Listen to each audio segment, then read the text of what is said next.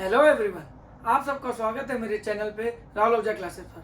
बच्चों, last session में हमने accounting for non profit organisation में सब्सक्रिप्शन अकाउंट सिखाया था। उससे पहले मैंने आपको कंज्यूम ड्यूरिंग द ईयर सिखाया था और उससे पहले मैंने आपको बेसिक कंसेप्ट सिखाए थे। बच्चों, अगर आपको सब्सक्रिप्शन अकाउंट समझ आ चुका होगा तो फॉर श्योर आप उसके अकॉर्डिंगली एक्सपेंस अकाउंट भी बना सकते हैं। और अभी तक अगर कोई आपको डाउट आया होगा तो जरूर कमेंट सेक्शन में मुझे बताइएगा। आज बच्चों जो आज का टॉपिक है वो है that is fund based accounting. Non profit organisation के अंदर और भी बहुत सारी चीजें होती हैं जो हमें इनकम एंड एक्सपेंडिचर बनाने में हेल्प करती हैं, जिसमें से एक इंपॉर्टेंट टॉपिक है फंड बेस्ड अकाउंटिंग। बच्चों, उसको ध्यान से समझना, इसके एमसीक्यू भी अच्छे तरीके से आ सकते हैं और 3 नंबर का एक सेपरेट क्वेश्चन भी आता है। बड़े क्वेश्चन में तो ये यूज होगा ही होगा। फंड बेस्ड अकाउंटिंग में क्या होता है बच्चों, मान लो एक कोई भी नॉन प्रॉफिट ऑर्गेनाइजेशन है, जैसे कि एक क्लब, उसका बेसिक पर्पस क्या है भाई कि कोई टूर्नामेंट करा दो, कोई चैरिटी शो करा दो, बड़ी सारी एक्टिविटीज वो करा सकता है। अब जब वो चैरिटी शो कराएगा, टूर्नामेंट फंड कराएगा, टूर्नामेंट कराएगा, तो उसको उसके लिए जैसे मान लो एक एनपीओ है लॉजिकली, ठीक है जी, उसका एक बेसिक काम है चैरिटी शो कराना या टूर्नामेंट कराना। तो इस चैरिटी और टूर्नामेंट से रिलेटेड उसको रिसीट भी होंगी और उसको एक्सपेंडिचर भी होंगे, उसको रिसीट भी होगी और उसको एक्सपेंडिचर भी होंगे। अब इसकी अकाउंटिंग कैसे करनी है, क्योंकि यहाँ पे उसको एक पर्टिकुलर स्पेसिफिक पर्पस के लिए ही पैसा आ रहा है और पैसा जा रहा है। जैसे मान लो कि एक क्लब है, ठीक है जी, नॉन प्रॉफिट क्लब है, वो हर साल टूर्नामेंट कराता है एक टाइम पे गर्मी की छुट्टियों में, ठीक है जी। अब जब वो टूर्नामेंट कराएगा तो उसको पता है उसने हर साल कराना है, तो उसने एक फंड बना लिया है। अब फंड बनाने के बाद क्या होगा, जो भी चैरिटी, जो भी पैसा, जो भी डोनेशन, जो भी सब्सक्रिप्शन उस टूर्नामेंट से रिलेटेड उसको पैसा रिसीव होगा वो उसमें ऐड कर देगा, और जो भी एक्सपेंसेस उस टूर्नामेंट से रिलेटेड होगा वो उसी में से लेस कर देगा। यानी सारा का सारा अकाउंटिंग उस पर्टिकुलर टूर्नामेंट से रिलेटेड एक स्पेसिफिक फंड के बेस होगा, जिसे हम क्या बोलते हैं, फंड बेस्ड अकाउंटिंग। तो fund based accounting specific purpose के लिए बनाया जाता है, ये जनरल पर्पस के लिए नहीं हो सकता है। मैं इसको आपको डिटेल में करके बताता हूँ क्वेश्चन, सो दैट आपको इसकी अकाउंटिंग ट्रीटमेंट अच्छे से समझ आ सके। मुश्किल नहीं है, आसान है, थोड़ा सा ध्यान दीजिएगा, आपको लॉजिक क्लियर होना बहुत जरूरी है। मान लीजिए बच्चों हम एक इनकम एंड एक्सपेंडिचर बना रहे हैं, ठीक है जी, आपका ये इनकम एंड एक्सपेंडिचर अकाउंट है, ठीक है जी। ये आपकी एक्सपेंडिचर साइड हो गई, अमाउंट डेबिट, ये आपकी इनकम साइड हो गई, अमाउंट क्रेडिट, ठीक है जी। अभी अगर there is no specific fund, कोई भी टूर्नामेंट फंड नाम की चीज नहीं बना रखी है, तो क्या होगा, सिंपल, एक और एनपीओ के लिए वो खर्चा होगा जो भी टूर्नामेंट से रिलेटेड, तो जो भी टूर्नामेंट एक्सपेंसेस होंगे वो यहाँ डेबिट हो जाएंगे मान लो।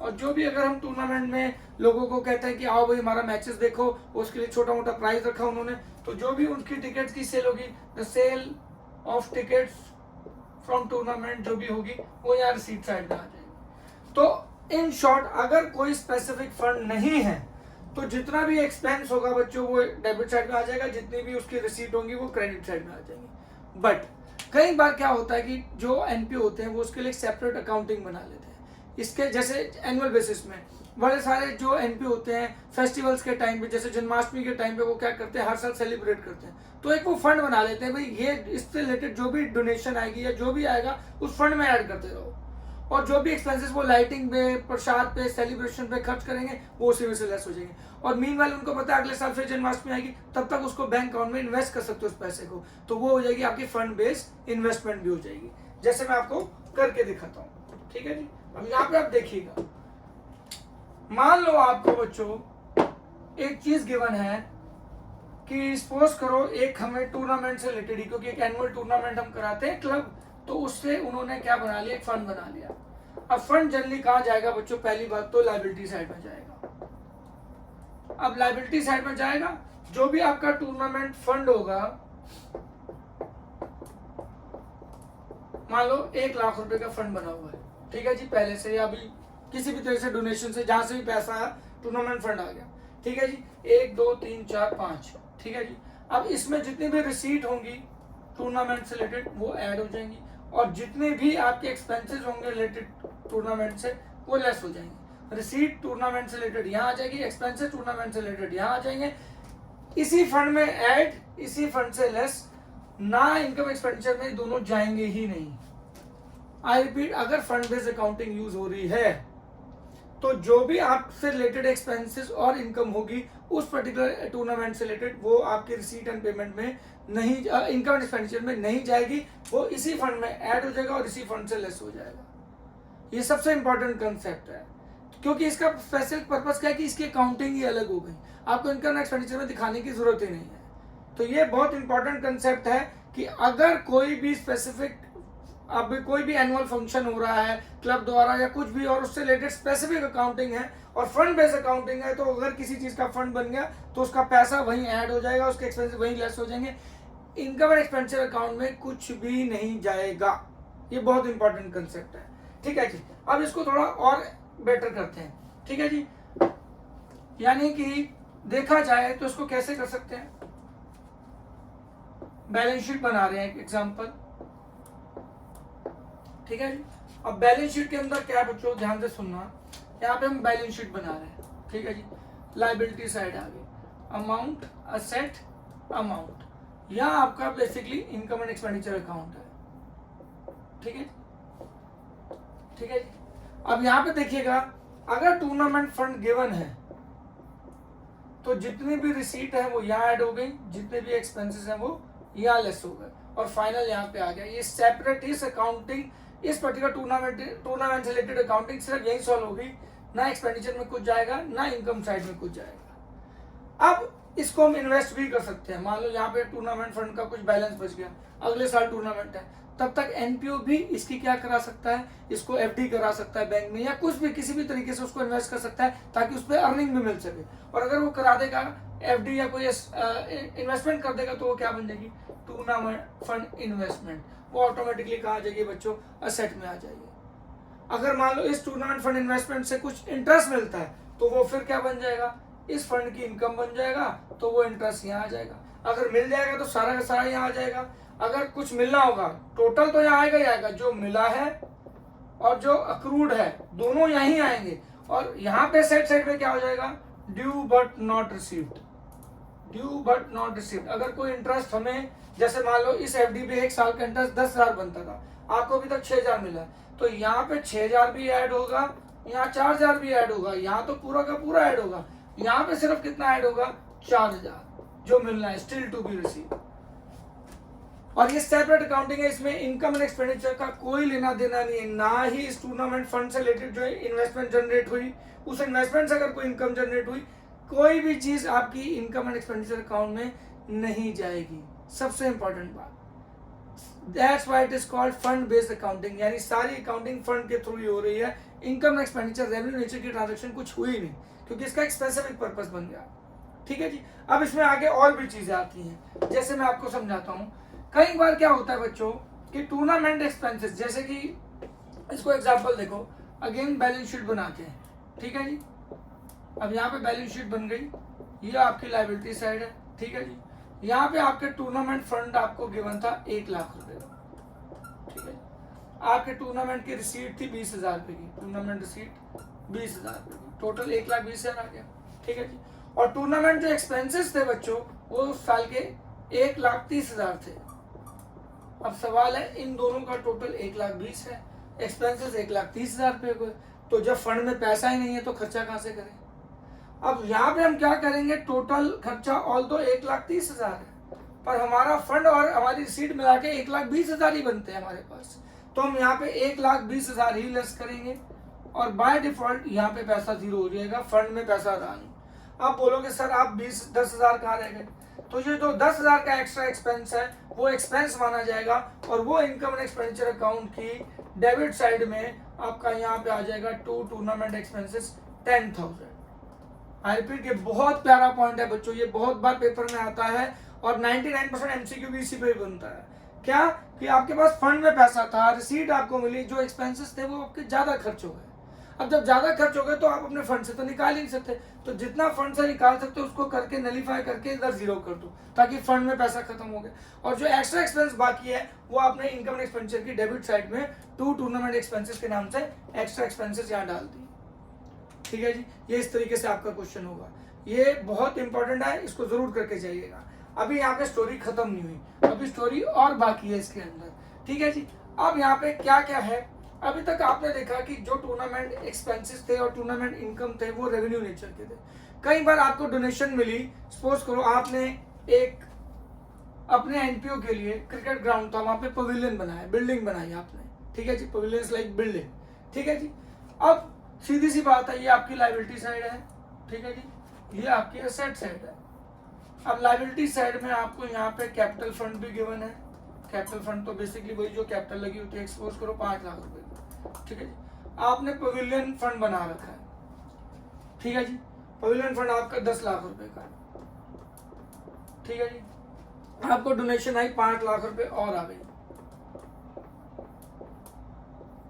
तो आपने डोनेशन इसी में ऐड कर दी, इनकम एंड एक्सपेंडिचर अकाउंट में कुछ नहीं जाएगा आपको, ठीक है जी।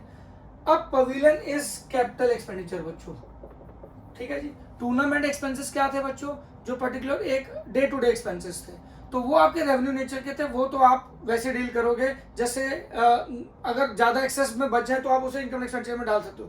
पर ये जो पवेलियन फंड है, ये एक तरह का बिल्डिंग है, इससे एसेट भी जनरेट हो रहा है, यानी कि एक तरह का कैपिटल एक्सपेंडिचर क्रिएट हो रहा है। अगर किसी फंड से कैपिटल एक्सपेंडिचर क्रिएट हो रहा है, अगर हमने कोई स्पेसिफिक फंड बनाया है जिससे कैपिटल एक्सपेंडिचर क्रिएट हो रहा है, कैपिटल एक्सपेंडिचर कर रहे हैं, तो कैपिटल एक्सपेंडिचर को कैपिटलाइज करना आना चाहिए आपको। जैसे कि हमने पवेलियन फंड बनाया, पवेलियन एक बिल्डिंग की तरह है, ठीक है, इससे रिलेटेड डोनेशन मिली तो आपने ऐड कर दी। मान लो अभी तक आपका पवेलियन वर्क इन प्रोग्रेस है और आपने उसमें 6 लाख का काम कर दिया है, तो अब यहाँ क्या करोगे, आइडली क्या करते थे, टूर्नामेंट एक्सपेंसेस में 6 लाख सिंपल यहाँ लेस कर देते थे, यहाँ भी 6 लाख लेस ही करेंगे, expenditure on pavilion work in progress, ठीक है जी। पर यहाँ पे आपकी गेम स्टोरी खत्म नहीं हुई, यहाँ आपको 6 लाख रुपए ऐड करना पड़ेगा, ठीक है जी, वर्क इन प्रोग्रेस पवेलियन, और यहाँ पे आ जाएगा pavilion work in progress 6 lakh रुपए। पॉइंट टू बी नोटेड, ये बड़ा इंपॉर्टेंट पॉइंट है, बहुत ही इंपॉर्टेंट पॉइंट है, इसको ध्यान से नोट कर लीजिएगा कि अगर जैसे कोई कैपिटल नेचर का फंड बना रखा है बिल्डिंग के लिए, कोई कैपिटल नेचर की ट्रांजैक्शन है, तो उस फंड के केस में जो भी रिसीट होगी वो ऐड होगी, जो भी एक्सपेंस होगा वो लेस होगा। बट अगर वो कैपिटल नेचर का है तो वो कैपिटलाइज करने के लिए कैपिटल में ऐड हो जाएगा और उसके कॉरस्पॉन्डिंग एसेट साइड में उसका एक एसेट भी क्रिएट हो जाएगा। ये बहुत इंपॉर्टेंट पॉइंट है स्पेसिफिकली कैपिटल नेचर के फंड बेस्ड अकाउंटिंग के केस में, और ये भी पेपर में बहुत on end of repeated nature में आता ही है ये क्वेश्चन भी, ठीक है जी। तो यहाँ पे क्या आ जाएगा, 15 में से 6 गए, 9 लाख आ गया, ठीक है जी, और यहाँ पे कितना हो गया, 11 लाख, और ये आपका 6 लाख यहाँ आ जाएगा। तो याद रखना, अगर वो कैपिटल नेचर की ट्रांजैक्शन होगा एक्सपेंसेस, तो अगर यहाँ से लेस होके कैपिटल फंड में ऐड होगा और इसके कॉरस्पॉन्डिंग एसेट क्रिएट हो जाएगा। ये आपका एक इंपॉर्टेंट कंसेप्ट था। अब हम आगे चलते हैं, क्योंकि ये यहाँ पे खत्म नहीं होता, इसके अंदर बहुत सारे पॉइंट्स आते हैं, छोटे छोटे पॉइंट्स हैं पर बहुत सारे, इसलिए मैं कोशिश करूँ कि सारे जल्दी से जल्दी कवर कर दूं और आपको एमसीक्यू करने में सीयूईटी के पेपर में या फिर सी फाउंडेशन के लिए भी अगर आप तैयारी कर रहे हो तो आपको कंसेप्ट क्लैरिटी आराम से हो जाए, ठीक है जी। अब आपका इसमें क्या आ जाता है कि जैसे कि अगर आपने इन्वेस्टमेंट करी है, ठीक है जी, अब अगेन बैलेंस शीट बना रहे हैं, ठीक है जी, यहाँ लायबिलिटी आ गई, यहाँ अमाउंट आ गया, यहाँ एसेट हो गया।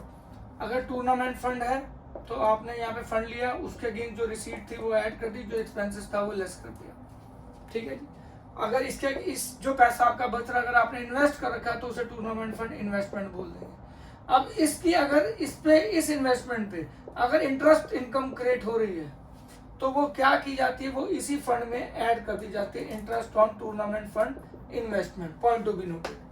पर ऐसा हो सकता है कि आपका कोई जनरल फंड हो, जनरल फंड क्या हो गया बच्चों, जो स्पेसिफिक नेचर का ना हो, जनरल फंड हो, और उस जनरल फंड को यानी आपने ऐसे ही जैसे रिटेन अर्निंग होती है आपकी उस केस में सोल प्रोप्राइटर के केस में वैसे ही आपने अपनी नॉर्मल जनरल फंड क्रिएट कर रखा है, सरप्लस था तो आपने जनरल फंड क्रिएट कर लिया और इसे इन्वेस्टमेंट भी क्रिएट कर दी, जनरल फंड इन्वेस्टमेंट। और इससे अगर हमने इंटरेस्ट कमाया, आई रिपीट, जनरल फंड हमने निकाह बना रखा था अपने सरप्लस एक्स्ट्रा सरप्लस से और वो हमने इन्वेस्टमेंट में लगाया, तो इससे अगर कोई इंटरेस्ट इनकम क्रिएट होगी तो वो आपके बच्चों कहाँ जाएगी, इनकम एंड एक्सपेंडिचर अकाउंट की क्रेडिट साइड में bye interest on general fund investment. ये बहुत प्यारा पॉइंट है कि अगर वो स्पेसिफिक फंड इन्वेस्टमेंट नहीं है, I repeat general fund investment है, कोई यहाँ पे जनरल फंड क्रिएट है, उससे रिलेटेड इन्वेस्टमेंट भी है, और अगर उस इन्वेस्टमेंट से अगर इनकम जनरेट हो रही है तो वो इनकम एंड एक्सपेंडिचर की क्रेडिट साइड पे आ रही है।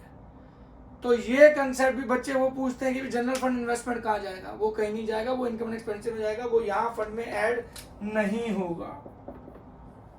फिर आपकी एक लाइफ मेंबरशिप फीस भी आती है। बच्चों लाइफ मेंबरशिप क्या होता है, अपने आप को आप एनपीओ मान के चलो, अगर आपने पैसा रिसीव किया अपने मेंबर से तो लाइफ मेंबरशिप आपको थ्रू आउट द लाइफ उसको सर्विस देनी है, तो वो आपकी क्या हो जाती है, कैपिटल फंड में ऐड हो जाती है। आई रिपीट, अगर लाइफ मेंबरशिप फीस आती है तो वो आपकी कैपिटल फंड में ऐड हो जाती है, उसे कैपिटलाइज करते हैं, उसे इनकम एंड एक्सपेंडिचर अकाउंट में नहीं लेते हैं। तो जो भी स्पेसिफिक आइटम होती है, अब जैसे कोई सब्सक्रिप्शन फॉर एनुअल डिनर है तो वो भी आपकी लाइबिलिटी साइड में आएगी, वो आपकी इनकम एंड एक्सपेंडिचर अकाउंट में नहीं आएगी। ठीक है जी। तो यहाँ पे एक फंडा क्लियर है कि अगर फंड नहीं है तो आपको सिंपल क्या करना है, जो एक्सपेंस है वो एक्सपेंस साइड में लेना, जो इनकम है वो इनकम साइड में लेना। पर अगर फंड बेस्ड अकाउंटिंग है तो ऐसा बिल्कुल नहीं करना, तो सारी चीज आपकी बैलेंस शीट में आ जाएगी, और इस बैलेंस शीट में अकाउंटिंग ट्रीटमेंट को हम क्या बोलते हैं, फंड बेस्ड अकाउंटिंग।